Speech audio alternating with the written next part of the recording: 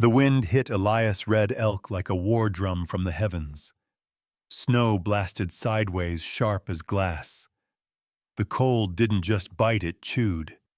Visibility zero. Temperature death. His hoarse whisper staggered beneath him as they moved along the ridgeline. Fencing wire rattled in the wind, the wood posts leaning like drunkards. He had 1 mile left to check before dark. Not that dark meant anything in this white hell. Dusk had arrived early, thick and brutal.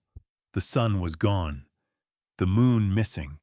The world had been swallowed whole by the blizzard.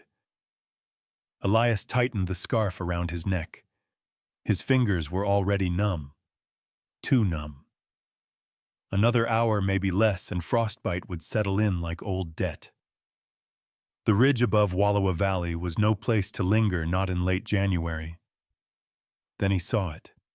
At first, just a shape, a dark splotch in the endless white off the path, maybe 40 yards down the slope near a broken fence post. It moved. Barely.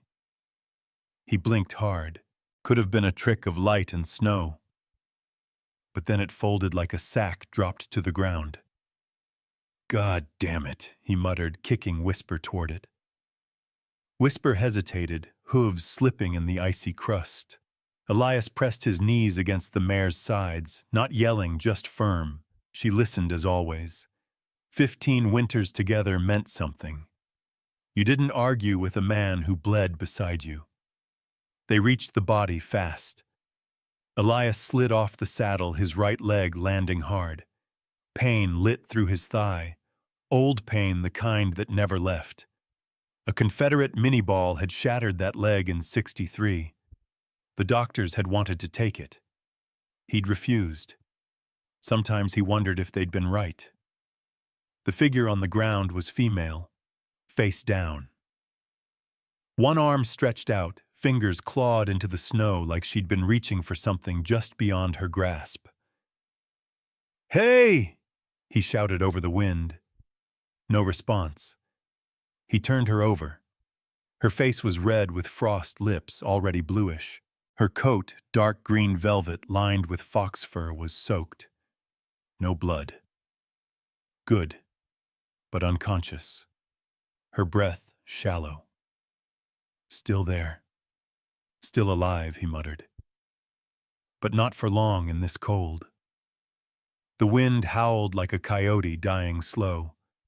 He heaved her over Whisper's saddle, a dead weight against the storm. Not light either. Not at all. She was big, solid, and dressed like she was headed to a city opera, not a backcountry snowfield. "Wasn't your day to die, ma'am?" he whispered. "Not if I can help it." The ride back was blind faith. He couldn't see the trail, couldn't feel his fingers. He counted fence posts he hoped were still upright. Trusted Whisper's instincts more than his own. The mare whinnied once but kept going. Her breath steamed against the wind. Inside Elias's coat, against his ribs, the pain flared again. Every heartbeat felt like a hammer on old scar tissue. He didn't stop. Couldn't. He had once dragged a man through cannon fire at Chickamauga. Lieutenant Braxton, both legs gone. Elias had gotten him to the field tent. Braxton had lived. Gone back to Ohio. Married. Raised 4 kids. Elias hadn't done it for glory. Some debts, he figured, you just paid forward. The cabin came out of the storm like a black tooth against a white skull. He kicked the door open, stumbled in half, carrying, half dragging her.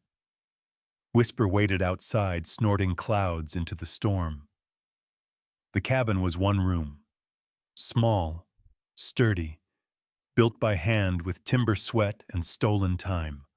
Stone hearth, cast iron stove, cot by the wall, table with 2 chairs, though only one ever got used.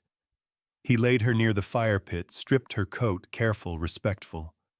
Steam rose from her dress. The blue silk clung to her. Delicate stitching. He didn't need to be a dressmaker to know it cost more than everything in this cabin combined.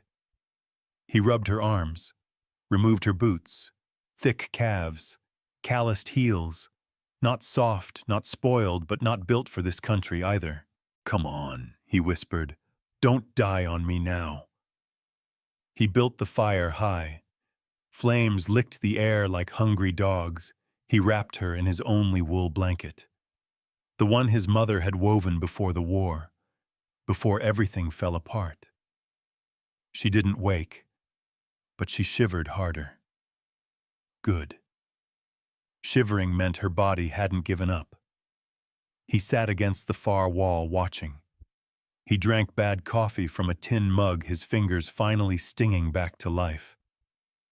Outside, the blizzard beat the roof like angry fists. Inside, only breath and fire. Hours passed. She stirred once, murmured something that might have been a name or a curse. He didn't move, just kept watch. When she opened her eyes finally, it was like the storm cracked open inside the room. She blinked, looked at the fire, looked at him. Tried to sit up, failed. "Easy," he said, his voice gravel thick. She glanced around. One room, timber walls, his old cavalry coat hanging by the door, a Bible without a spine on the shelf. Her lips parted. Where am I?" "My place." Outside Timber Ridge. Storm still going. She looked at the window, nothing but white rage out there. "You pulled me from the snow," she said. Her voice was hoarse. Why Elias didn't blink. "Some folks are saved by luck," he said. "Others are saved because someone still believes a life is worth saving." She stared at him a long time, then looked down at her hands. Chapped, raw, too pale. "What's your name?" she asked. "Elias, I'm—" She hesitated.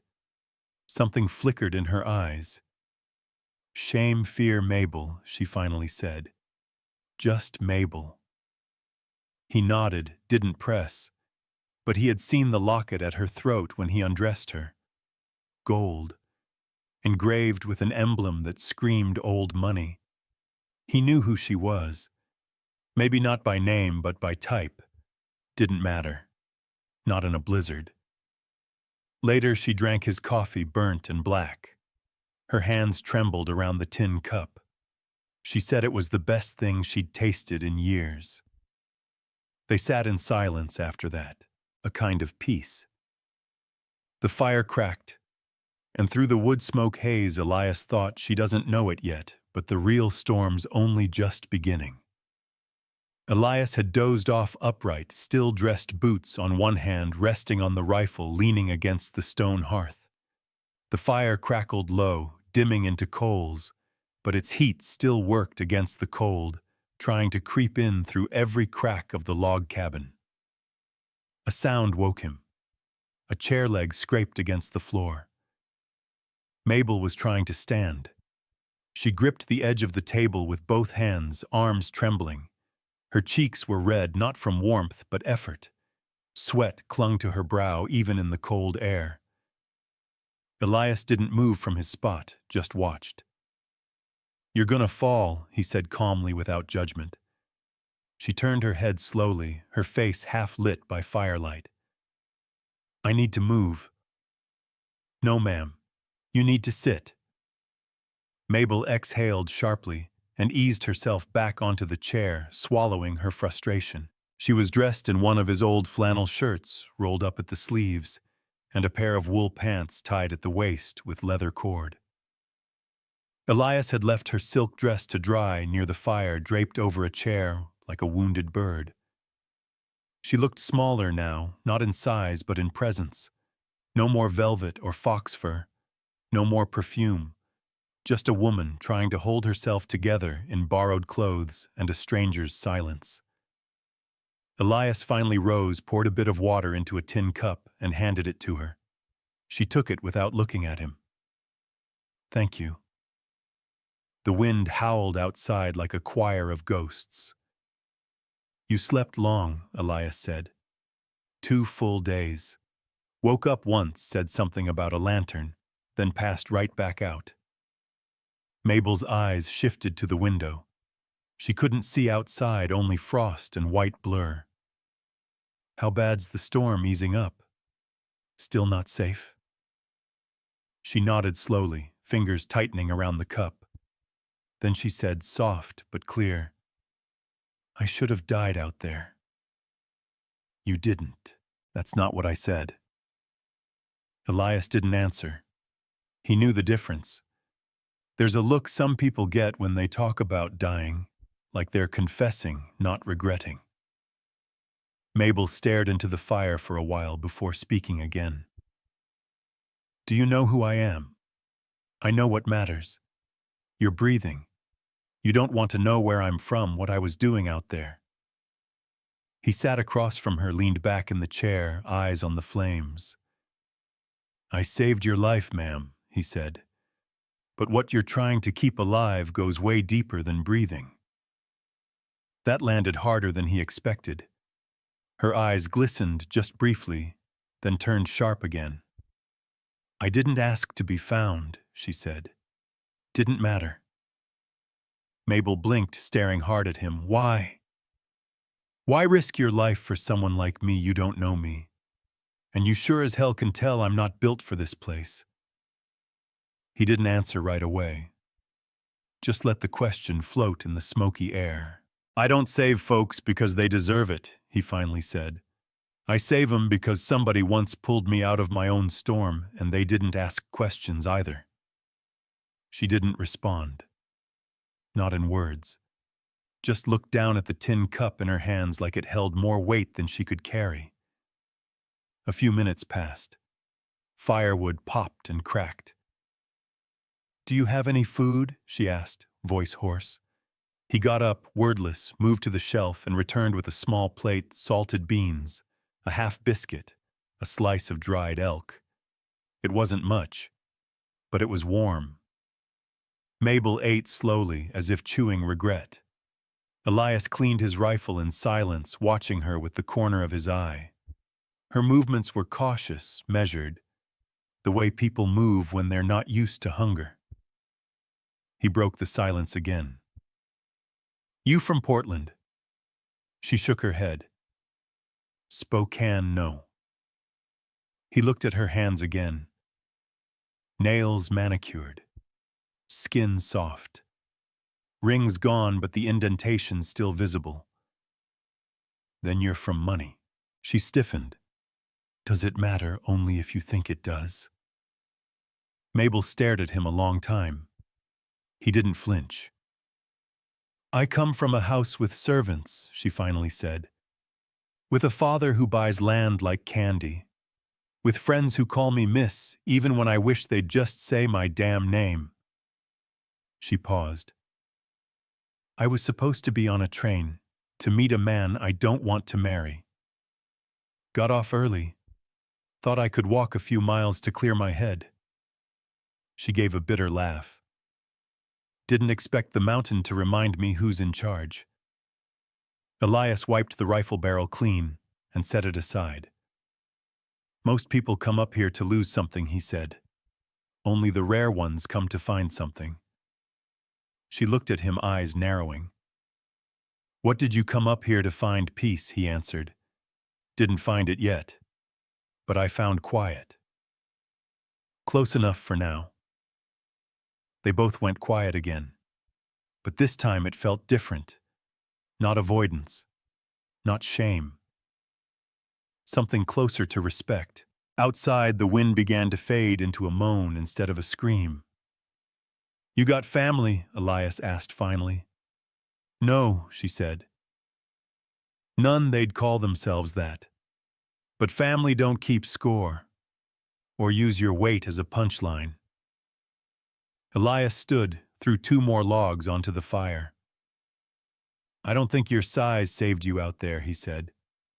"But it didn't damn you either. You were just a person in the snow. That's all I saw." Mabel's eyes went glassy again, but she looked away. Maybe I'm tired of being seen as anything else. Elias didn't press. He didn't believe in pushing wounds before they'd scabbed. He poured more water, stirred the fire, then sat again. Storm will break by morning, he said. You'll be able to ride down into Wallowa's Rest. She raised an eyebrow. You have a horse for me? No, he said. But I have 2 legs and a long memory. I can get you where you need to go. Mabel smiled, just barely. Not many folks walk for people like me. I don't walk for people, Elias said. I walk with them. That silenced her more than anything. Night thickened. Mabel laid back down on the cot blanket tucked under her chin. As the fire dimmed, her voice whispered from the dark. Did anyone else see me fall? Elias didn't answer at first. Then he said, quiet and low, No. Just me. Her voice softened again. Then maybe it never happened. Outside, the snow slowed to a hush. Inside, 2 people lay in the quiet, one who had nothing left to prove, and one who didn't know what she had to lose. By the time Mabel Whitaker walked back through the gates of her father's estate in Wallowa's Rest, the frost had started to melt, but the cold in her bones hadn't. The butler opened the door before she even knocked his eyes wide. Miss Whitaker. She stepped inside, her boots caked in mud. Elias's flannel shirt still hanging off her shoulders, cinched at the waist by leather cord. Her hair was wild, her cheeks wind-burned. She didn't look like a daughter of Bram Whitaker. She looked like a ghost come back wrong. Where's my father? The butler hesitated, then pointed toward the drawing room. He's entertaining guests. Mabel didn't wait. She walked through the long hallway, tracking mud on imported rugs. Servants stared, then looked away. A maid crossed herself. She pushed open the door to the drawing room.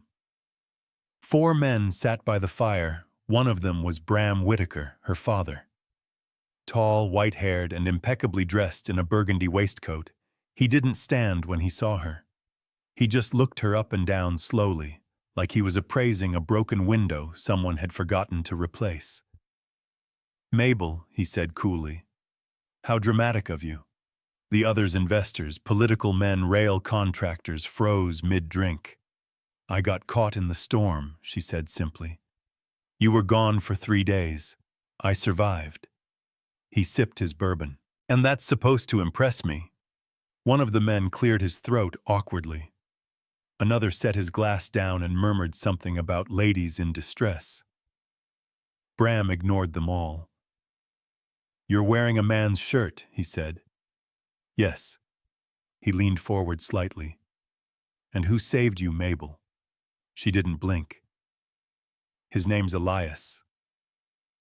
Elias what? She didn't answer. One of the men laughed nervously.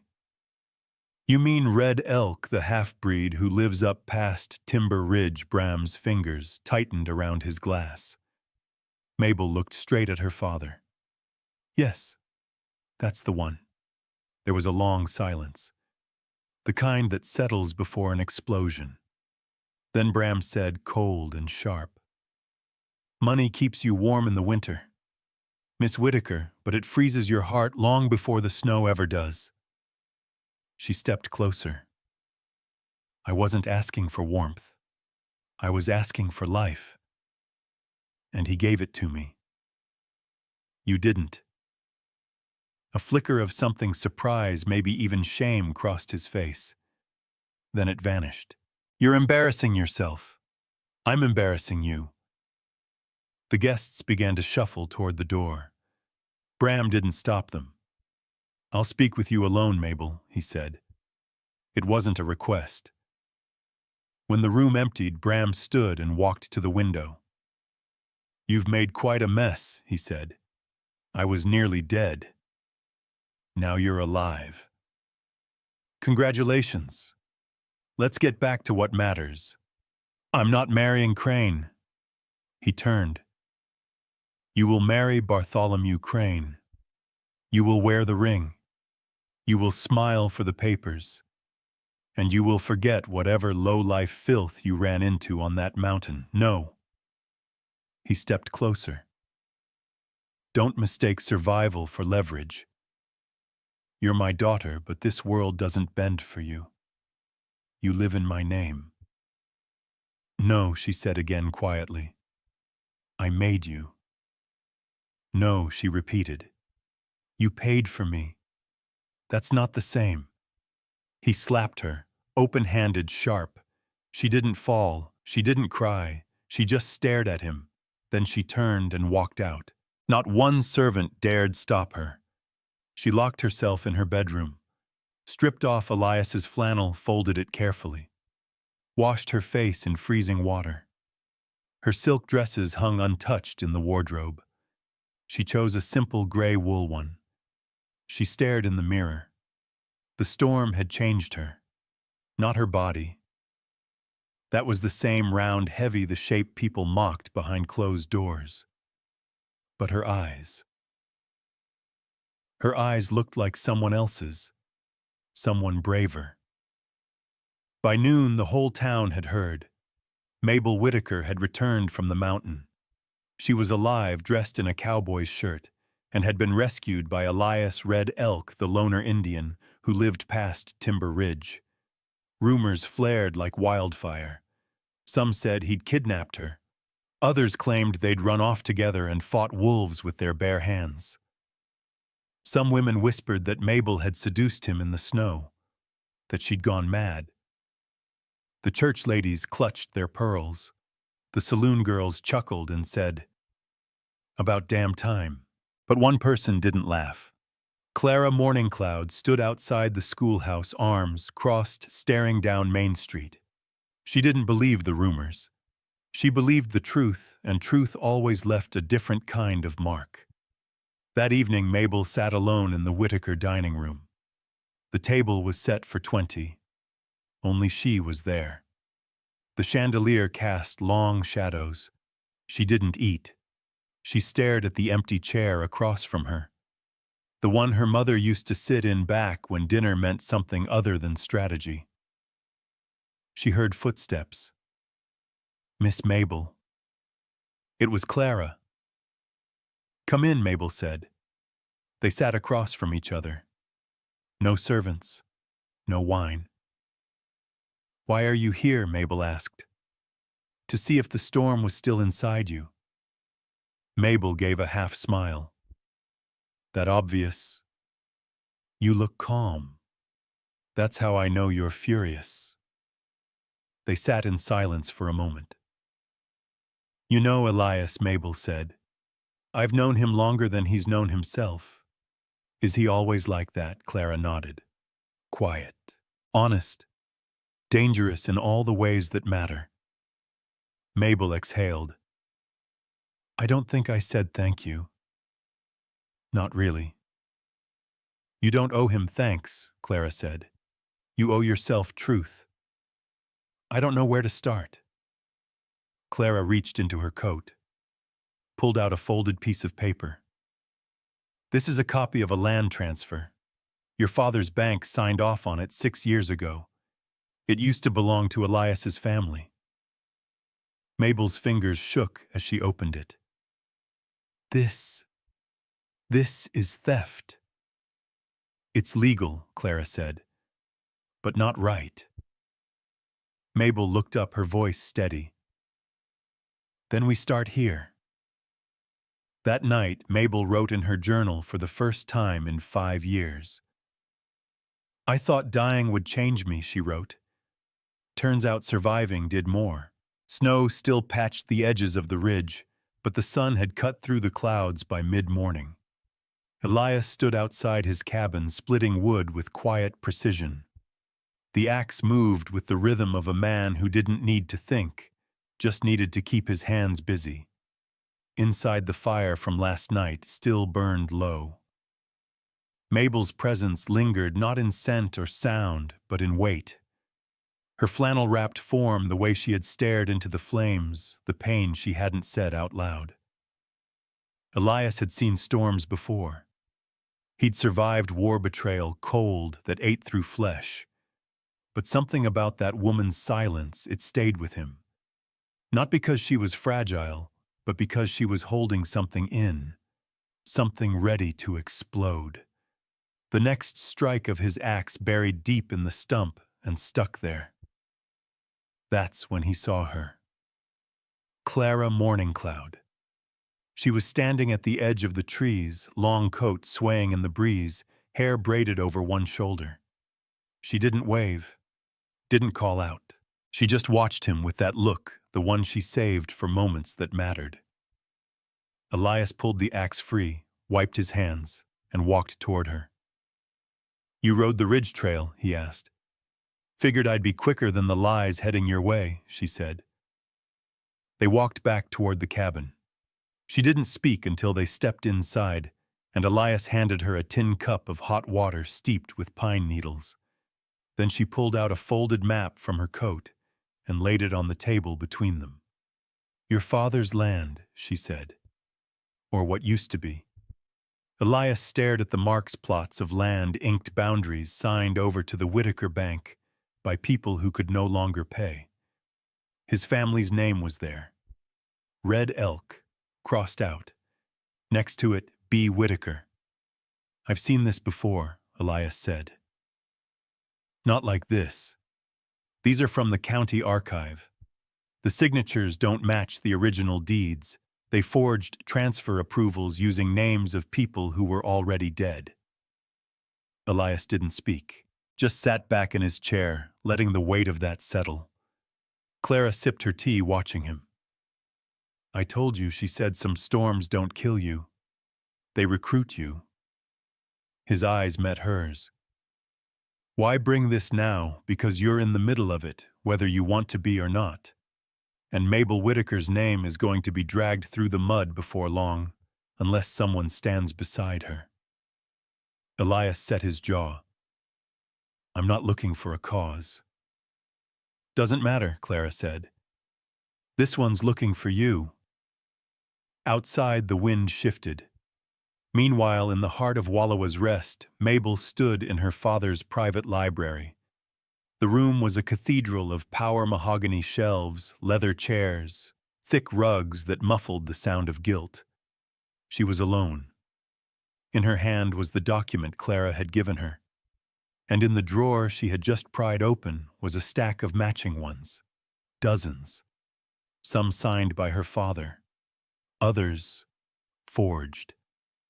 The ink was old, but the betrayal felt new. Bartholomew Crane's voice startled her. "Looking for bedtime stories, Miss Whitaker?" She didn't turn around. "Just reading up on family tradition." He walked in, hands in his pockets, tall, clean-shaven, dressed like a man who'd never known sweat. "I heard you had a little adventure," he said. "A cowboy rescue in the snow."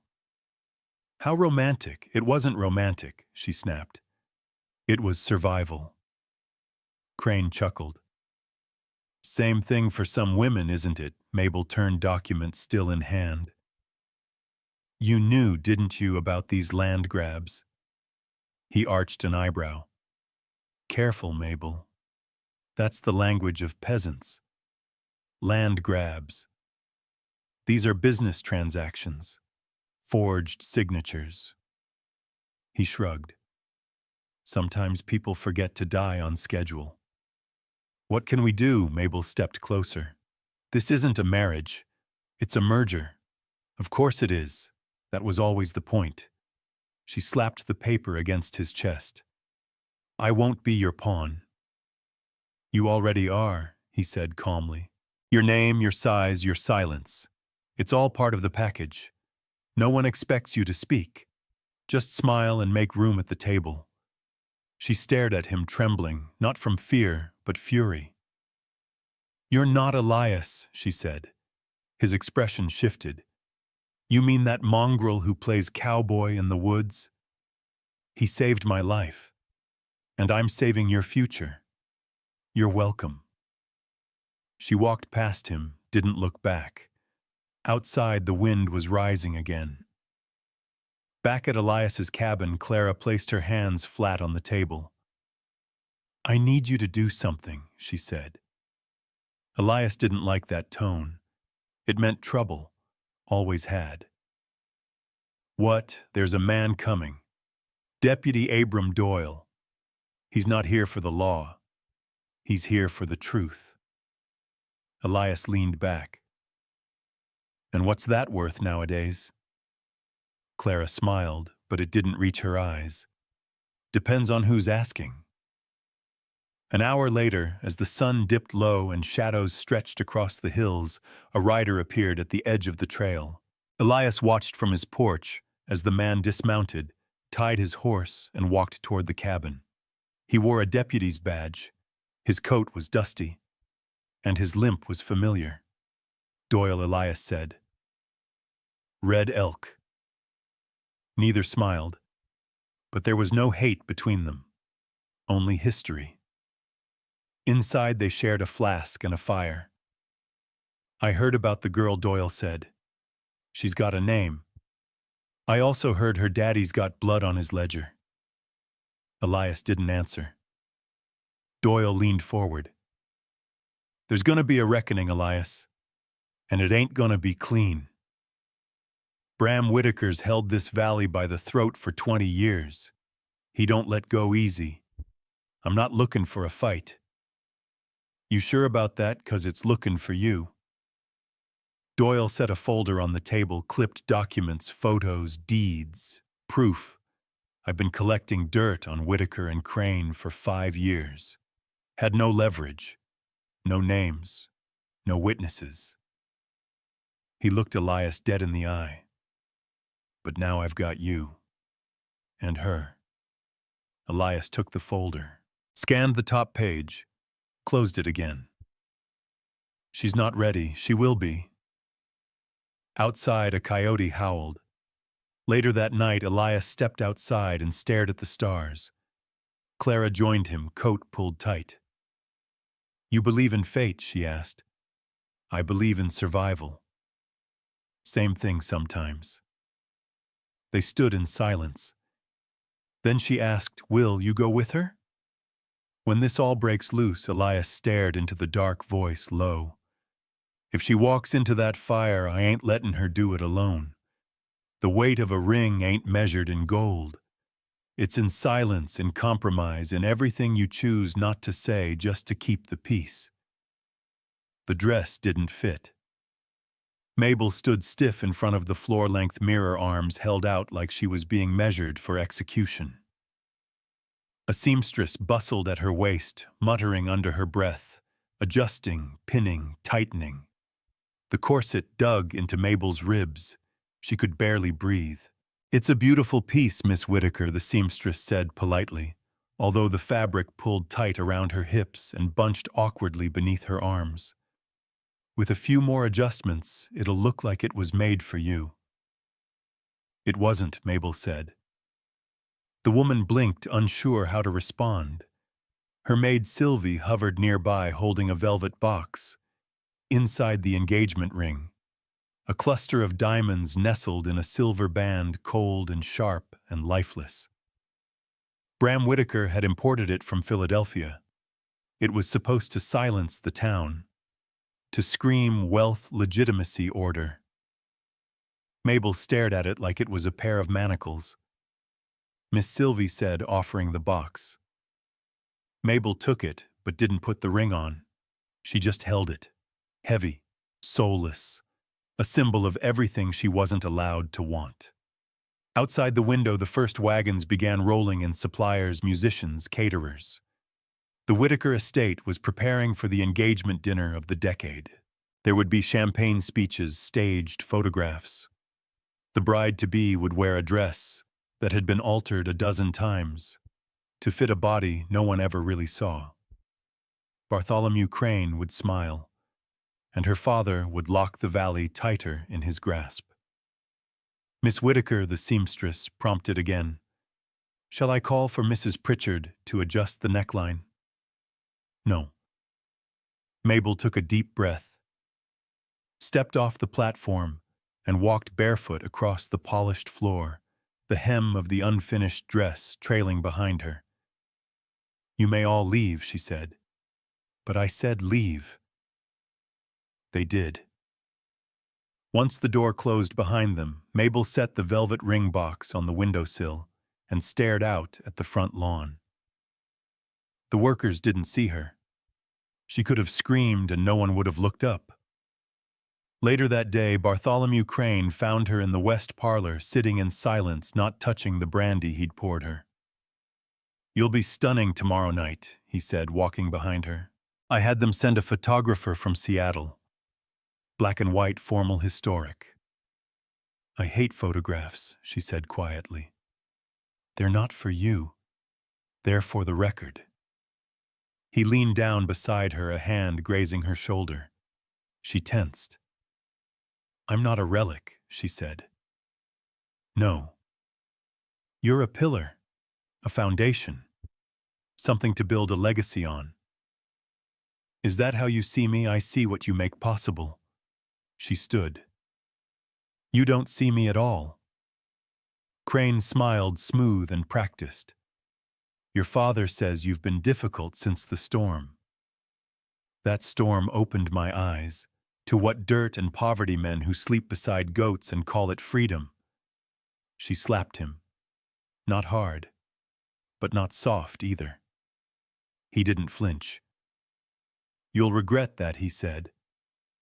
I already do, she replied. That night, Mabel snuck into her father's study. She moved like a thief, though the house was hers too. The file drawer she needed was locked, but the key had always been hidden beneath the inkwell. He never believed people would search for what they weren't supposed to see. She pulled the deeds, land titles, forged signatures, proof of exploitation. Clara had shown her one, but there were dozens, hundreds. She tucked them into her satchel and moved to the second drawer letters. Correspondence between Bram Whitaker and political men, rail bosses, Crane. Promises of appointments. Quiet threats. Arranged purchases. And at the bottom, letters about Elias Red Elk. One caught her breath. A bounty notice. Dated last week. Signed by a man named Doyle. Her father was preparing to paint Elias as a criminal, to remove him before he became a problem. Mabel sat back in the chair, chest tight. Her father wasn't protecting the family. He was burning bridges before she had the chance to cross them. The next morning, hours before the engagement dinner, Elias rode into town. His horse was coated in trail dust. His coat flapped behind him like a flag of defiance. He rode past wagons and onlookers, ignoring the whispers. Women stared. Men sneered. He rode straight to the schoolhouse where Clara waited with Doyle. The deputy sat stiffly, hand resting near his holster. You sure about this?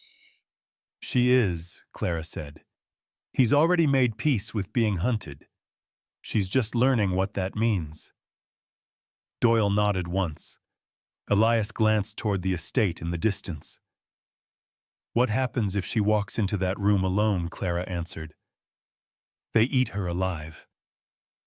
Elias dismounted, eyes steady. Then I'll go with her. At 5 o'clock sharp, the guests began to arrive. Carriages lined the estate drive. Laughter echoed.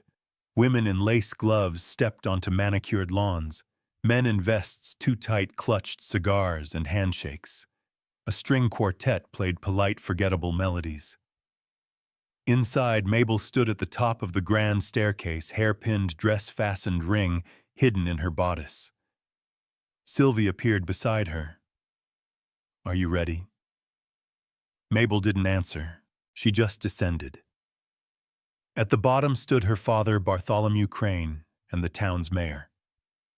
A photographer waited, glass lens aimed like a pistol. Crane offered his arm. Mabel ignored it. The room quieted. "Ladies and gentlemen," the mayor began, "we gather here to celebrate not only a union of hearts, but a union of prosperity." "Stop," Mabel said. The mayor blinked. "Miss Whitaker." She stepped forward, pulled the ring from her bodice and dropped it into a crystal flute of wine. Gasps rippled through the room. Crane stepped forward. "Mabel, this isn't the time, it's the only time." She turned to the crowd. "For years, my family has built wealth on the backs of people too poor to fight back. This engagement was meant to tie me to that machine forever. But I've seen what justice looks like." She turned to the doors. "And he's here now." The doors opened. Elias walked in, dust on his boots, hat in his hand. Every eye in the room locked on him. Crane's face twisted. "Get him out of here." Bram stepped forward. "You've humiliated this family." Mabel looked him in the eye. "You did that the day you forged your first deed." Doyle stepped out from behind Elias' badge, gleaming. "You're all under investigation," he announced. "Forgery, land theft, fraud." Chaos erupted. Women shrieked. Men cursed. Bram lunged for Mabel, but Elias stepped between them. "Don't." Just that, one word. And Bram froze. Mabel took Elias's hand. They didn't run, they walked. "The truth don't set you free. It just shows you who's willing to bleed for it." The first night outside the town was not quiet. Elias, Mabel, and Doyle rode north through the tree line under the cover of dusk.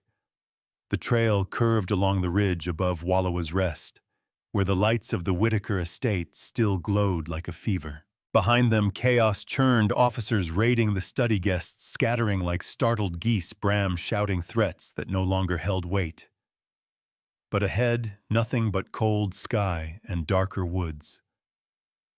Mabel rode stiff in the saddle, fingers numb inside borrowed gloves. Her corset had been discarded behind a pine tree hours earlier, replaced by a wool coat that smelled of smoke and saddle oil. Her hair had come undone somewhere near the bridge. She hadn't bothered to fix it. "You all right back there?" Elias asked without turning. "Define all right," she replied through chattering teeth. He slowed his horse slightly, so they rode closer together. "You did good back there." She didn't answer. Not for a while. "Then I don't feel brave." "You don't have to feel it. You just have to be it." They camped near a frozen stream, the fire built low and narrow to avoid detection. Doyle took first watch. Mabel sat beside Elias, watching him stack tinder like it was something holy. She spoke without looking at him. "You knew they'd come for you, didn't you? I figured. And you still helped me." He nodded. "I don't get it," she said. "You owe my family nothing. That's exactly what makes it worth doing." She wrapped the coat tighter around herself. "I've never been in the woods after dark." Elias passed her a tin mug of coffee. "Then you're overdue." She sipped, winced at the bitterness. "Tastes like regret." "Then it's brewed right." She chuckled low, tired. Then she asked, "What happens now?" Elias looked at the fire for a long moment. "Now we go home. But not mine. Yours. The one they took from you before you knew it existed." Mabel blinked. "You think I belong up here?" He met her eyes. "I think you're still deciding what you belong to, but I know what you don't." In the morning, they rode deeper into the northern hills toward a patch of land known as Hollow Bend. Once it had been the home of the Red Elk family, before the Whitaker Bank seized it in exchange for a false debt. Before Elias's mother died with ink-stained fingers trying to prove her land was stolen. This land isn't just dirt, Elias told her, as they crested the ridge. It's memory. It's witness. The cabin still stood, though time had clawed it bare. The roof sagged. The windows were gone. But the bones of it remained stubborn, proud. Mabel dismounted slowly, feet sore from hours in stirrups. "Someone used to live here," she whispered. "I did," Elias said. He walked to the porch, ran a hand along the doorway, "till they told me I didn't anymore." She stood behind him. "And now," he turned, "now I take it back." While they cleaned the cabin, Doyle rode back toward the town. He'd promised to return in 2 days with records allies and hopefully a judge who hadn't been bought by Whitaker's money. Elias chopped firewood. Mabel swept out years of leaves with a makeshift broom. Neither of them talked much that day. But at sunset, Mabel stood by the porch and watched the sky turn fire orange. "Can I ask you something?" she said. "Sure." "Why didn't you leave this place after they stole it from you?" Elias leaned on the axe handle. "Because leaving would have meant they were right." "About what? That I didn't belong here. That I wasn't worth the land I was born on." She nodded slowly. "I think I've been leaving my whole life without moving an inch." That night a noise woke them. Not animal. Not wind. Elias was on his feet in seconds, rifle in hand. Mabel followed, heart thudding. Outside, a figure stood at the edge of the tree line. Lantern raised. Hat tilted low. Elias called out, "Step forward slow." The man obeyed. Clara Morningcloud emerged from behind him, rifle across her back. "We brought someone," she said. The man stepped into the firelight. Older, shoulders hunched, eyes tired but sharp. "This here is Luther Briggs," Clara said. "He used to clerk for the county office. He forged the Whitaker deeds. He's ready to talk." Elias lowered the rifle. "Why now?" he asked. Luther answered, voice rough. "Because I've watched good people lose everything while I kept my mouth shut. And because your girl there—" He nodded at Mabel. She made it real. Not just paper. Real. Mabel blinked. "I'm not anyone's girl." "Didn't mean it like that," Luther said.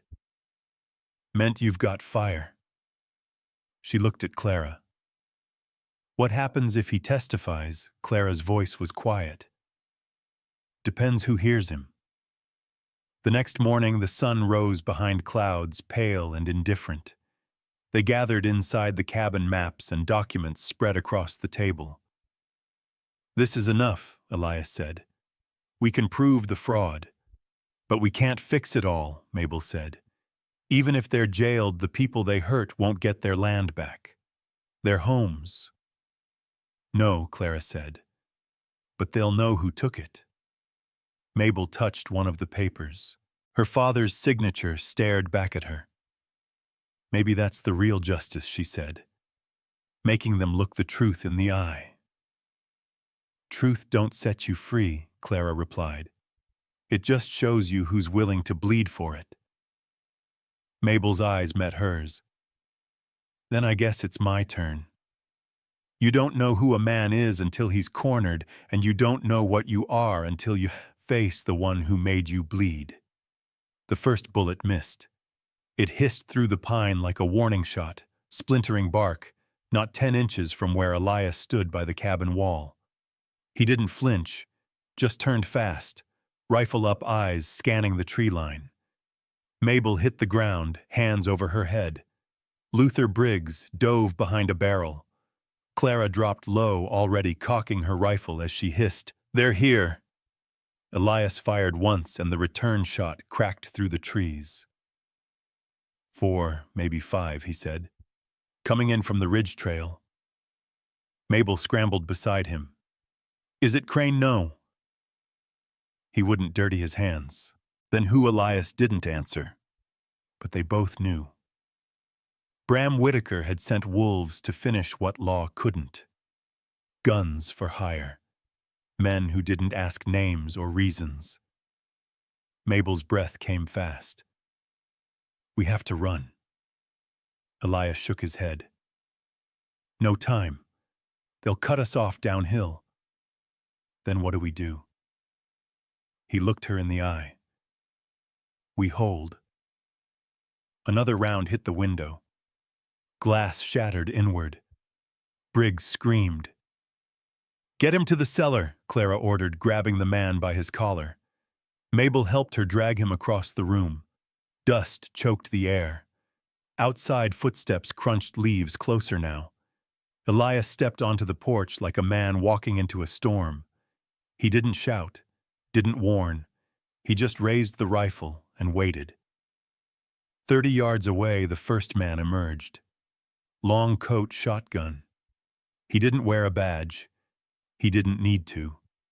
His job didn't involve questions. Elias fired once. The man dropped like a sack of flour. Another shout, 2 more appeared at the tree line. Clara joined Elias on the porch, crouched low. She fired clean and sharp. One man fell crawling. The other vanished back into the trees. 2 left, Elias said. Maybe more. Then silence. The kind that doesn't promise peace. The kind that means something worse is coming. In the cellar, Luther panted, sweat pouring down his neck. They're gonna kill me, he stammered. Mabel pressed her hand on his chest. Not if you stay down and shut up. I ain't built for this, she snapped. Neither am I, but here we are. Upstairs, boots pounded the porch again. Another shot. Then Elias's voice, cold and sharp, guns empty. Then throw it down, someone yelled. Elias didn't move. A man stepped into view, pistol drawn, dirty blonde hair, scar across one cheek. I remember you, Elias said. Yeah. You left my brother bleeding in Idaho. That was self-defense. The man shrugged. So's this. He raised his gun. A shot rang out. But not his. Mabel stood at the top of the cellar steps, hands trembling. Clara's revolver still smoking in her grip. The man fell, chest blooming red. Elias turned slowly. Their eyes met. Mabel was pale, shaking, but she didn't drop the gun. You said we hold, she whispered. You listened. Clara emerged behind her, a ghost of a smile on her lips. One man left. Then came the whinny of a horse retreat. The last shooter fled into the woods. They didn't speak for a long time after it was over. Just cleaned. Patched the window. Bandaged Luther's arm where glass had caught him. Clara reloaded her rifle with slow, steady fingers. You all right? Elias asked Mabel quietly. She nodded, but her voice cracked. I killed a man. You saved us. Doesn't feel clean. It never does. Later by the fire, Luther looked at her with something different in his eyes, not pity, not surprise. Respect. You're not your father's girl, he said. No, she replied. I'm not. That night, while Clara stood watch, Elias and Mabel sat near the fire. Silence stretched between them like a blanket, warm but heavy. Mabel finally said, I always thought bravery was loud. Elias shook his head. It's quiet. It's in the choices no one sees. She nodded slowly. I don't want to run anymore. You won't have to. After what happened today, even Bram can't keep this quiet. There's blood now. Law will listen. Mabel stared into the flames. He'll send more. Let him. She turned to him, something like fear in her voice. "You don't know what he's capable of." "I know what you are," Elias said. That silenced her, not because she didn't believe him, but because she wanted to. 2 days later, Doyle returned with 2 marshals and a court order. Luther testified. Clara gave statements. The cabin became a makeshift courtroom, the woods surrounding it roped off and guarded. Bram Whitaker was subpoenaed. So was Crane. Neither responded. Warrants were drawn, but power dies hard and never quietly. That evening, as Mabel hung laundry on the old porch line, she saw something far off, cresting the horizon. A rider.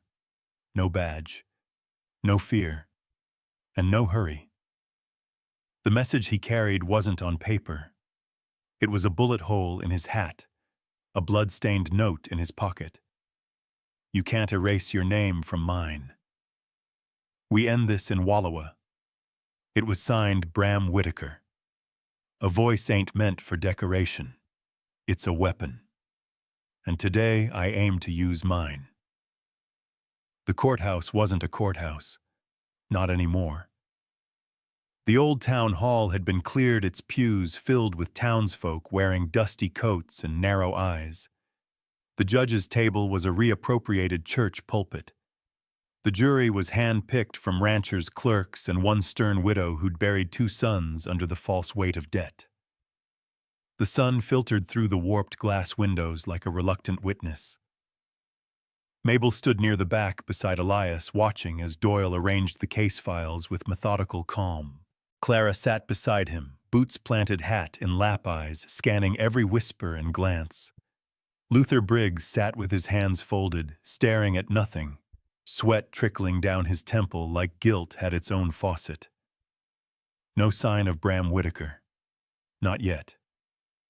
Judge Arlen Hayworth arrived just past 11, a man whose years on the bench hadn't softened the scars of war or compromise. He banged the gavel like it owed him money. "This proceeding is hereby open," he said, voice gravel. And just like that, it began. The first 2 witnesses were cautious, an old farmer and his daughter speaking of land lost through deeds they never signed. Clara provided the originals and copies showing discrepancies, signatures lifted from prior wills, some forged outright. She spoke with certainty, and when cross-examined, her answers were clean, factual, impenetrable. Then Doyle called Luther. He rose slow, like gravity fought him harder than it should. On the stand, he didn't look at the crowd, just the judge. "I was a clerk in the county office for 11 years, he began. They paid me to file papers. But when the Whitaker Bank came calling, they paid me not to look too close." He swallowed. "Then they paid me to forge." Gasps echoed through the hall. Judge Hayworth held up a hand. "Order." Luther continued. "I falsified over 40 deeds. Some were folks who owed money. Some didn't. Didn't matter. We had their names, their family histories. Bram said no one would check, and no one did. Until now." Doyle laid out the documents beside the judge. Signatures, side-by-side comparisons, a paper trail soaked in theft. Elias leaned toward Mabel, whispered, "They won't be able to bury this." Mabel didn't answer. Because at that moment, the doors creaked open.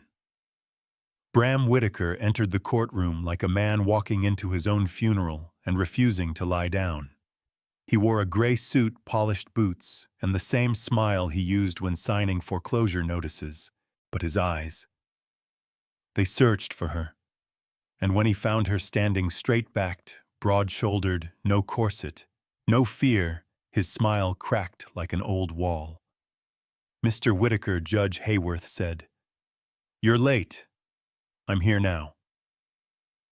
"Your Honor," Bram replied, removing his hat. "Sit." Bram did without a word. His attorney, Crane's replacement, followed suit. Slim man, young, nervous. Doyle rose. "We'd like to call Mabel Whitaker to the stand." A hush. Mabel exhaled. Her knees shook for a half-second, but then she caught Elias's gaze. He didn't nod, didn't smile. He just looked at her like she belonged exactly where she was.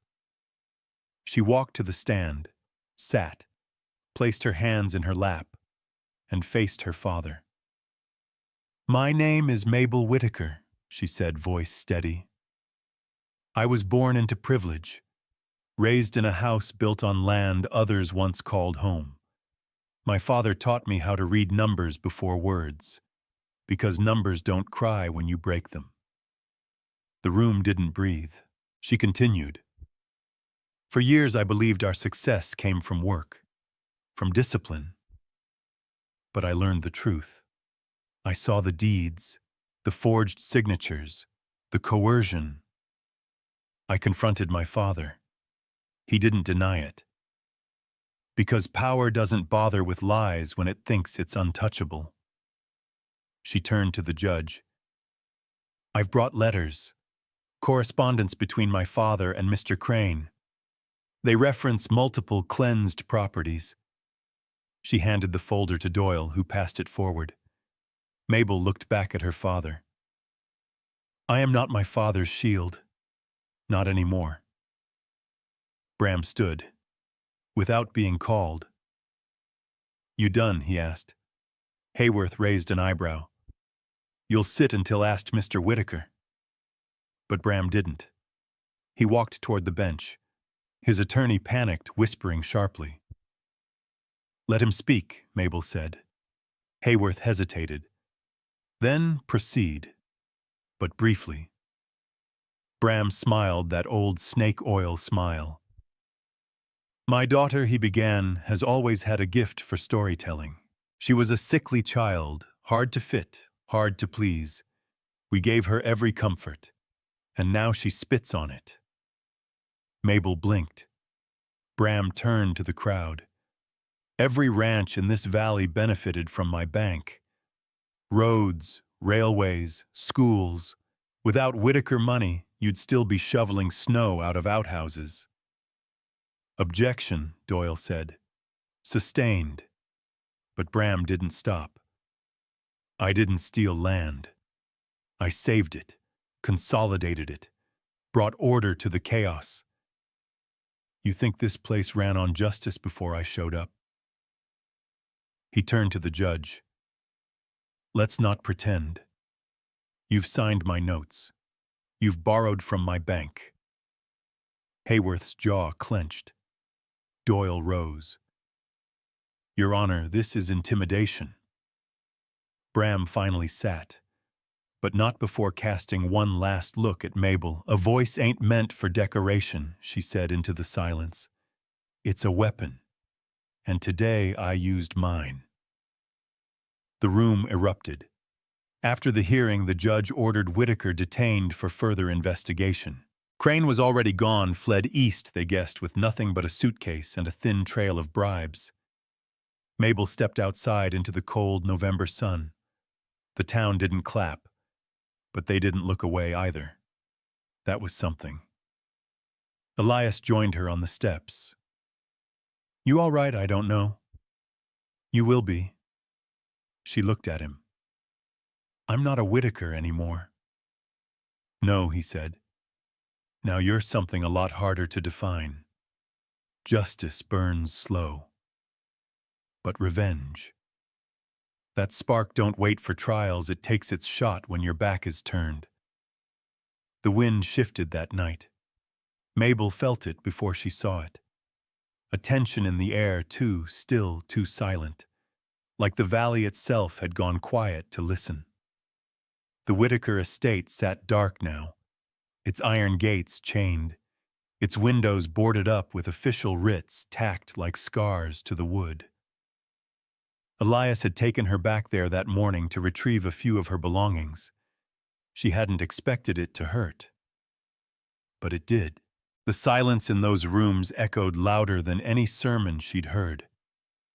By nightfall, she was back in the Red Elk cabin, seated beside the fire while Clara cleaned her rifle across from her. "Think they'll let him walk?" Mabel asked. Clara shrugged. "Bram's got enough silver to buy a priest with 2 tongues. But folks heard you, heard Luther. It won't be easy this time." Mabel sipped her coffee. "Easy isn't what I want." Clara looked at her. "Then you're learning." Outside, Elias was feeding the horses. He'd stayed quiet most of the day, watching, listening. Mabel had come to know that quiet wasn't absence, it was pressure. It meant something was stirring in him. A storm, maybe, or a warning. They didn't know someone was already watching them. From the ridge just beyond the creek, a rider waited. Smoke from the cabin fire spiraled into the sky, an orange beacon against the dark pines. The rider didn't blink. He adjusted the brim of his hat, checked the length of his rifle, and spat tobacco into the frostbitten grass. Cutter Vane. Once a bounty hunter. Now a ghost in leather. And Bartholomew Crane's last card. Crane had been careful. He didn't leave town like a thief, he left like a strategist. No noise, no mess. Just a trail of vanished funds, burned letters, and a contract. Vane was that contract. Untraceable. Unnamed. Paid to erase what the courts couldn't. And at the top of that list, Mabel Whitaker. At midnight, Elias felt it. A change in the horses. They shifted restless, ears twitching, hooves scraping the dirt. He stepped out into the cold, rifle in hand. The stars blinked overhead. The air smelled like pine gun oil and something sharper, intent. He walked the perimeter boots muffled in leaves, watching the dark between trees. The fire inside the cabin flickered behind him. Mabel's silhouette moved across the window, slow and tired. Then he saw it. A figure crouched low near the tool shed. Too still to be an animal. Too late for a neighbor. Elias didn't hesitate. "Step out," he said, rifle aimed steady. "I won't ask twice." Silence. Then a whisper of movement, a rustle, a flash. Gunfire cracked. Elias dove left behind a tree just as a bullet splintered bark near his shoulder. "Clara!" he shouted. Inside, Clara leapt to her feet. "We've got company." Mabel froze. "What do we do?" Clara handed her the second rifle. "We fight." Outside, Elias circled wide. The shooter was smart, kept low, never stayed in one place. But Elias had hunted before. He read shadows like stories. Then came a flicker of light, a shot, and pain. Elias fell to one knee, his arm burning. He grit his teeth, crawled behind a stump. Blood. But not deep. Inside, Mabel peered out the back window. She saw the shadow move again, closer now, too close. Clara opened the front door, firing once to draw attention. It worked. The shooter returned fire. That's when Mabel slipped out the back. Barefoot, rifle in hand, heart pounding like war drums. She circled the cabin wide, staying low, remembering what Elias had told her. "Don't look where he is, look where he's going." She found him near the stream. Reloading. She raised the rifle. "Drop it." He froze, then turned, grinned. "You won't shoot me, little rich girl." "You're right," she said. Then Clara stepped out behind him and shot him in the leg. Vane dropped with a roar. "2 against 1, Clara said. "Fair odds." They dragged him into the cabin, bleeding and swearing but still grinning. Mabel stood over him. "Who sent you?" Vane wiped blood from his lip. You think a snake like Crane just slithers off. He ain't hiding. He's waiting. I'm the start. Start of what? Vane smiled wider. You're not on trial anymore, sweetheart. You're the sentence. Clara tied him up tight. That's enough. But Mabel didn't move. He tried to kill Elias. He failed. He might try again. Elias, clutching his bandaged arm, stepped forward. He's not the problem. Crane is. Vane laughed low. Crane's 10 steps ahead of all of you. This. He gestured to the fire, the cabin. This is just the fuse. The dynamite's already in place. Mabel looked at Elias. What's he talking about? Elias didn't blink. The land registry. Mabel narrowed her eyes. What about it? If Crane has control of it, and he can wipe everything. Burn the ledgers, the deeds, all the proof we've built. Doyle had left the papers with the court. But the originals, the county registry, still vulnerable. And if Crane destroyed them, it's not about killing us, Mabel realized. It's about erasing everything. By morning, Doyle arrived. They handed Vane over. He didn't struggle, just winked at Mabel as they loaded him into the marshal's cart. You should have killed me. No, Mabel said. You'll stand trial, and when they ask who hired you, you'll answer. You think I talk? Mabel leaned in close. I think everyone talks when their name's already in the paper. He didn't smile after that. That afternoon, Mabel stood on the ridge looking out over Wallowa's Rest. The town was quiet, but she knew peace was just the breath between storms. Clara joined her. You thinking about what's next? I'm thinking about what's left. Still want justice? Mabel nodded. More than ever. Clara placed a hand on her shoulder. Then we ride east, tomorrow, to where Salem, the state archive. If Crane thinks burning the local registry will end this, he forgot something. Which the truth has copies. Some battles ain't fought with bullets. They're fought with what you're willing to lose to make 'em count. The sun rose behind them as the horses kicked up frost-dusted dirt hooves, striking rhythm into the quiet road east. Mabel hadn't slept. She didn't want to. Her mind was a war table, maps, names, numbers, each step laid out with the cold clarity that comes when fear gives way to fury. Salem. That's where the copies were kept. The state archive. If Crane had truly bribed someone to burn the county land registry, it meant he was betting on erasure. But the state held records too, contracts, grant deeds, writs older than any bank's reach. They had one shot to get them before Crane's men did. Elias rode ahead, arm still stiff from the bullet wound. He hadn't complained. Not once.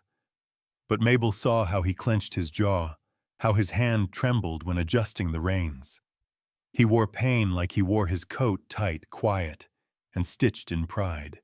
Behind them, Clara rode with Doyle and a young marshal named Reeves, freshly deputized, but full of grit. Luther had stayed behind, too weak to ride and too scared to face the capital. But Mabel, she wasn't scared anymore.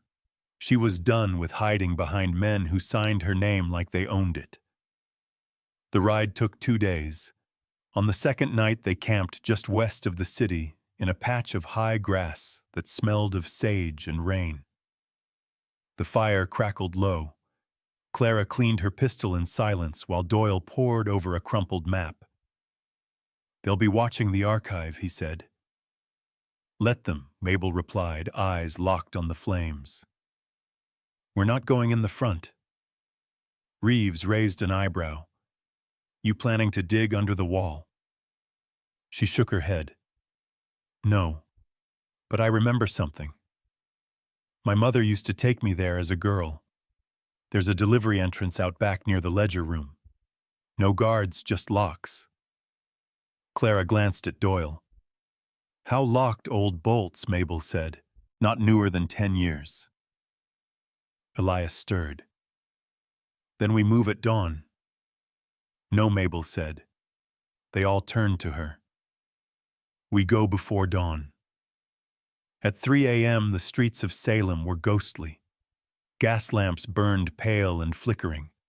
A dog barked somewhere in the distance, but otherwise the city held its breath.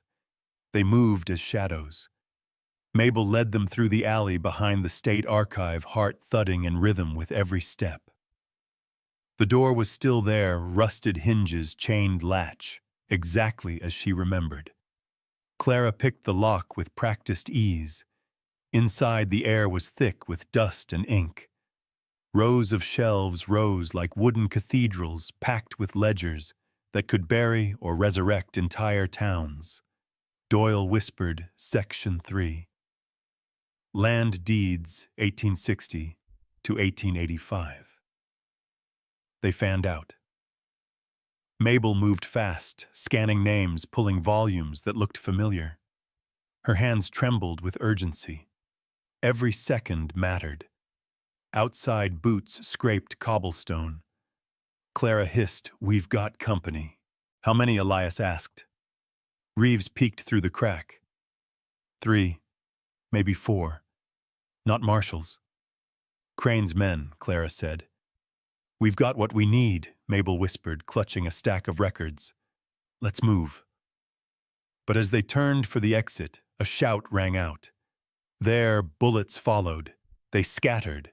Clara and Reeves returned fire, pushing toward the alley. Elias shielded Mabel, leading her through a safety corridor toward the rear stairwell. Go, he urged. I'm not leaving without you. You won't have to. More shots echoed. Wood splintered. One of Crane's men fell, clutching his shoulder. Outside, Doyle fired twice, covering their escape. Mabel burst through the back door into the cold, ledgers in hand, lungs burning. Elias followed, bleeding again, shoulder grazed. Reeves helped him onto a horse. You good? Elias nodded through gritted teeth. Let's ride. They didn't stop until the city lights disappeared behind them. By sunrise, they'd made it to a ranger outpost north of Salem. The young ranger on duty was green but honest. He took one look at the blood on Elias's sleeve and the badge Reeves flashed and didn't ask questions. They locked the records in the ranger's vault. Evidence. Proof. Mabel finally allowed herself to breathe. I can testify now, she told Doyle. We can submit this. Make it federal. Doyle nodded. We will, but we need more, Elias added, wincing, as Clara stitched his arm. Like what Crane, he said. We bring him in. Reeves tilted his head. You think he'll just walk into custody? Elias said. But I think he's planning something bigger. That shootout wasn't to kill us, it was a stall. Mabel frowned. A stall for what Doyle sat down hard on a crate. For taking the court itself. If he bribes the new circuit judge before this reaches the federal level. Clara cursed under her breath. We have to move faster, Mabel said. Elias looked her in the eye. Then you have to speak louder. The next morning they rode west back toward Wallowa. But this time Mabel didn't ride behind. She led. At the next town, she paid a printer with her last coin to press a broadsheet, The Whitaker Fraud. She signed it. She had it posted at every rail stop, every saloon, every church board. By noon, the story had legs. By sundown, it had teeth. Letters were sent to the regional circuit office. Reporters began asking questions. And somewhere in a small parlor in Portland, Bartholomew Crane read the headline and smashed his whiskey glass against the wall. That night, as they made camp near the creek, where Mabel had first fired a gun in anger, Elias sat beside her in the dark. You've changed, he said. I don't feel changed. That's how you know it's real. She leaned back, arms behind her. Do you think they'll listen to the records? Maybe. To me, Elias paused. Then I think they already are. She turned to him. I used to believe justice was about right and wrong, about facts. And now I think it's about weight. How much truth you can carry when no one helps you lift it. He nodded.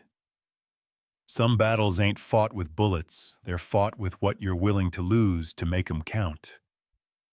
Truth don't always win by shouting the loudest. Sometimes it wins by refusing to sit down. The town square in Wallowa's Rest hadn't seen a crowd this thick since the last railroad vote, and even then folks hadn't stood this still. The air was heavy with whispers, boot scuffs, and the crackle of a dozen posters nailed to every wall. Across each page was the same bold title, The Whitaker Fraud, and underneath it, Mabel's name. They read her words aloud at every saloon. Church ladies passed copies with their hymns. Ranch hands folded them into their saddlebags. And now people gathered not for gossip, but for a reckoning. Bram Whitaker had been silent, but Bartholomew Crane. He was about to make his move. Clara rode in that morning with news. Crane's headed here. Elias straightened from where he'd been oiling his rifle. When tonight, or first light.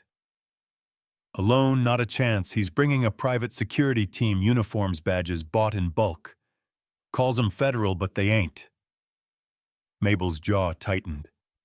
Then he's not coming to hide. He's coming to silence us. Doyle arrived soon after, dusty and tired. Judge Hayworth's willing to hear one final testimony tomorrow.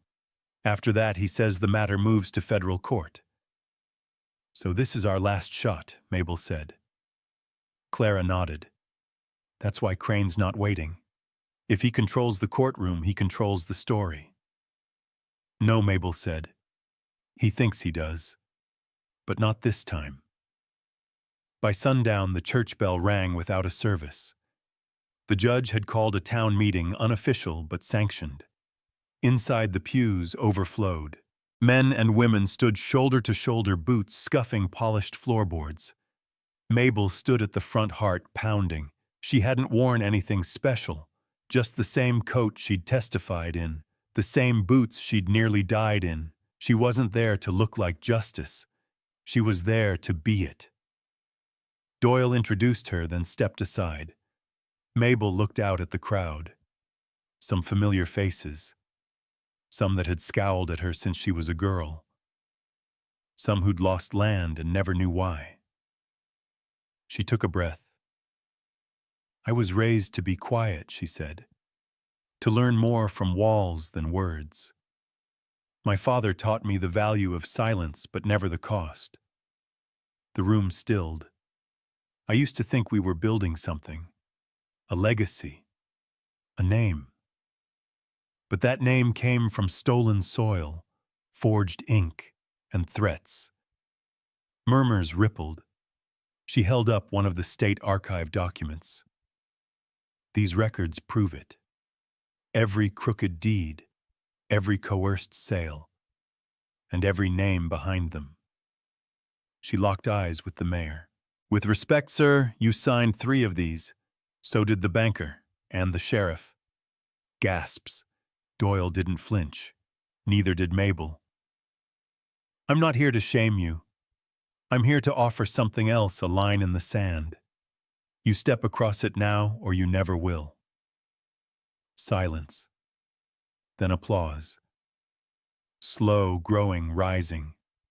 The widow in the back stood first, then the rancher beside her, then the others. Clara caught Mabel's eye, smiled. Elias didn't clap. He watched, because he knew what was coming next. At midnight, Crane arrived. He rode in a black coach flanked by 6 men in matching gray coats. Each wore a polished badge and carried lever-action rifles. They made no effort to hide their presence. Mabel was waiting. So was the judge, and a half-dozen marshals, real ones. Crane stepped out like a man stepping onto his own stage. "Evening," he said, voice syrupy. "Quite the stir your little story's made." "It's not a story," Mabel said. "It's a record." He smiled. "Records can be misplaced." "Not anymore," Doyle cut in. "We've secured federal custody of the originals." Crane's eyes flicked to the judge. "Is this how you conduct justice, now back-alley town meetings and public shaming?" Judge Hayworth met him with a cold stare. "No, sir. We conduct it in court, which you'll be standing in at 9 a.m. Crane's jaw tightened. "You'll regret dragging my name through this mud." "It was already dirty," Mabel said. "We just lit a lamp." That night, Crane's men tried to intimidate witnesses. They leaned against door frames, followed folks to their porches, left knives stuck into gateposts. But something had shifted. The people of Wallowa didn't shrink this time. The blacksmith kept his forge burning late. The teacher stayed at the schoolhouse with a rifle in her lap. Clara rode the perimeter twice, checking every road. And in the cabin, Mabel sat with Elias by the fire. "You think we'll win?" she asked. "No," he said. "I think we already did." She tilted her head. "That's optimistic for you." He shrugged. "They came for silence. But now they can't shut you up." She smiled. "Truth don't always win by shouting the loudest. Sometimes it wins by refusing to sit down." Elias finished. They both knew tomorrow wasn't about evidence. It was about standing. At sunrise, the church was packed again, this time as a courtroom. The judge sat at the pulpit. Crane stood with his lawyer smirking. The marshals flanked the walls. Mabel took the stand again. Doyle presented the full ledger. The records. The trail. Then Luther testified once more, sober, pale, but unwavering. Clara submitted sworn statements from 5 victims. Crane's attorney tried to object. The judge overruled. Then Crane took the stand. He smiled at the jury. Polished. Perfect. "Ladies and gentlemen," he began. "I am not a criminal. I am a builder. I have brought wealth, structure, and civilization to this territory. Through fraud," Doyle said. "Through hard choices," Crane corrected. "I did what was needed." "To whose benefit?" Mabel asked. He looked at her like she was a child. "You're not equipped to understand." "No," she said. "I'm equipped to remember. Every family you buried in debt. Every ranch you broke into pieces. Every voice you silenced." The room leaned in.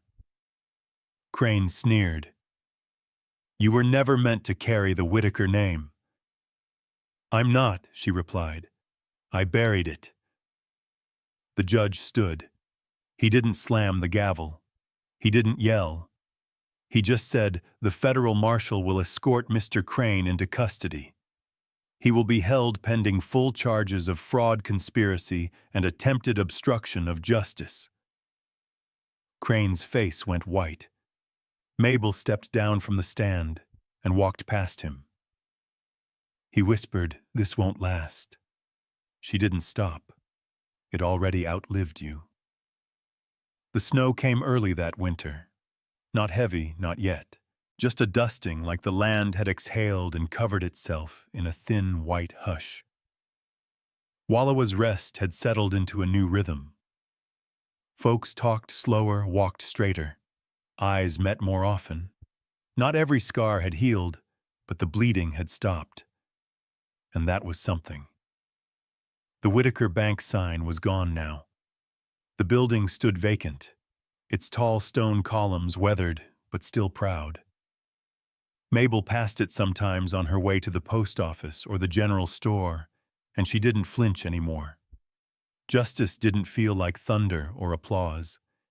It felt like walking by the place that once tried to erase you and not needing to stop. She and Elias had stayed in the cabin longer than expected. After the trial, they'd planned to part ways. She figured he'd ride south, maybe back to the reservation, or off toward the timberlines. She wasn't sure where she belonged. But one morning, a week after Crane was taken to Portland, Mabel woke early and found Elias fixing the porch steps with a cup of coffee at his son. He glanced up, gave her a nod, and said, "Figured we'd be needing these come spring." It wasn't a question. She just nodded and fetched the second hammer. Clara had moved into town proper, renting a small room above the saloon while helping Doyle compile restitution claims. Over 60 families had come forward. Clara tracked deeds with the precision of a soldier and the heart of a woman who had lost too much to let any lie stand. Reeves stayed on as a marshal. He had a knack for listening before speaking, a rare skill in any man, rarer still in one with a badge. He patrolled without swagger, stopped fights before they started, and only unholstered his weapon once in 3 months on a rattlesnake near the schoolhouse. The town liked him for it, but the land that was where the story wrote its second chapter. Once the court recognized the fraud properties began returning to rightful hands. Some folks wept, some cursed. Some stood silent in fields they hadn't walked in 10 years. Mabel helped when she could. She visited homesteads with copies of new deeds. She sat on porches and listened to stories, not because she had to, but because that's what her mother used to do when someone lost something. "You sit," her mother once said, "until their sorrow doesn't feel like a stranger anymore." So Mabel sat, and little by little the town began to sit with her. One afternoon she visited the old church alone. Not on Sunday. Not for a sermon. She just stood at the pulpit the way she had during the trial and looked out at the pews. She whispered, "You can speak now." No one answered, but she didn't need them to, because the silence had changed. It wasn't fear anymore. It was space. Room for something new. In late January, a letter arrived from the federal court. Crane had accepted a plea deal. 20 years, no parole. The news rippled through town, quiet but firm. There were no celebrations, just long exhales and slower coffee sips at the diner. For the first time in years, the name Whitaker wasn't said like a threat or a curse. It was said like history. Something behind them, not something over them. Elias built a fence around the cabin that spring. Mabel planted beans beside the creek. They never said it outright, but it became understood this was home now. Not a hiding place, not a pause, a choice. And choices she'd learned were sacred. On the first warm day in April, Clara rode out to the cabin. She brought news the last deed claim had been settled. Wallowa's Rest was finally clean, at least on paper. They drank coffee on the porch and watched the horizon soften. "Think people'll remember what happened here?" Clara asked. Mabel nodded. "They will." "You sound sure." "They'll remember because it wasn't just about land. It was about standing up when no one expected you to. About breaking something that looked unbreakable." Elias looked up from where he sat, sharpening a blade, "and building something better." Clara smiled. "You two planning to run for office?" "No," Mabel said, sipping her coffee. "We're planning to plant tomatoes." The last snowfall came late. It melted in a day, leaving puddles that shimmered in the yard like silver coins. Mabel stood at the edge of the creek, boots muddy, watching the water run clear. She thought of her father, not the monster he became, but the man who once lifted her onto a horse, who showed her how to read a map by lantern light. He hadn't always been cruel, but somewhere along the line he'd chosen power over people. and that choice had cost him everything. She pitied him now, but she didn't forgive him. Forgiveness wasn't owed.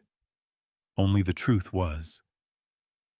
That night she wrote a letter, to no one in particular. She wrote, "The land doesn't remember who claimed it last. It remembers who listened, who respected the weight of it, who saw it not as a trophy, but a promise. We broke something awful here, and in its place we found something better, not louder, not richer, just honest. I hope that's enough." She folded the paper, tucked it in a tin, and buried it beneath the porch, not because she expected it to be found, but because some truths aren't written for others. They're written to hold yourself to. The next morning, a little girl came up the road with her father carrying a basket of eggs. The father introduced himself as Thomas, a teacher new to the district. They'd heard about the cabin and wanted to say hello. Mabel welcomed them with a smile, invited them in, made tea. The little girl asked what her name was. Mabel knelt down. "I'm Mabel," she said. "Just Mabel." The girl smiled. "That's a pretty name." And just like that, the past felt lighter. As the sun climbed, Elias and Thomas talked about fences. Clara rode off to inspect the schoolhouse's new roof. And Mabel, she sat on the porch, listening to the wind through the trees, watching a life grow where there had once only been a fight. She didn't need applause, didn't want a statue. She just wanted peace to feel like it belonged. And in that moment it did. Because in the end, justice wasn't a courtroom. It wasn't a name or a deed or a headline. It was a place, built one truth at a time. And she was finally home.